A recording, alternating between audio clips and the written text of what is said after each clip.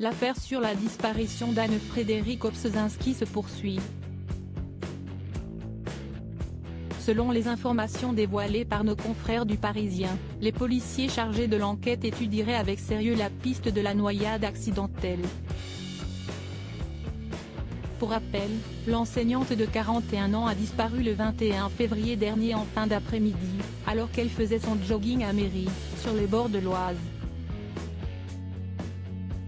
Ce sont ses parents qui ont donné l'alerte depuis leur domicile de Taverny, une ville voisine, inquiets de ne pas voir leur fille revenir de sa séance de sport alors qu'elle était censée les voir dans la soirée. Une enquête a été ouverte peu après la disparition de la joggeuse. Les gendarmes ont étudié plusieurs pistes, notamment celle du suicide et de la mauvaise rencontre, mais n'ont déterré aucun élément susceptible de les encourager sur ces voies.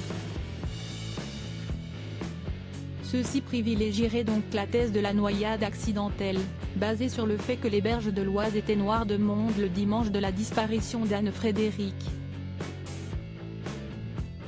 Un corps flottant aperçu le jour de la disparition. De plus, les enquêteurs ont reçu, le même jour vers 16h45, un témoignage de promeneurs indiquant avoir aperçu un corps flotter en surface de l'eau, avant de le voir disparaître dans les profondeurs de la rivière.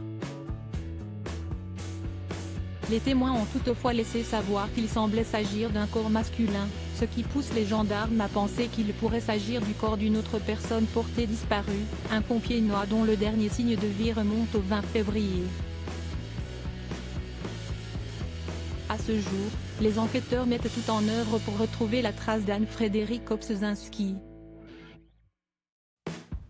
2 plongeurs, la brigade fluviale sur l'Oise avec un sonar, un drone, un hélicoptère équipé d'une caméra thermique, un maître-chien et la brigade équestre ont été déployés pour percer le mystère de sa disparition.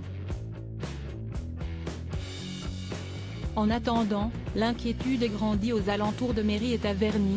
10 jours, ça commence à faire long pour quelqu'un qui n'a pas de raison de disparaître, s'angoisse Daniel, habitant de Taverny, dans les colonnes du Parisien. On espère qu'elle sera retrouvée en bonne santé, ajoute Émilie, une amie de la disparue.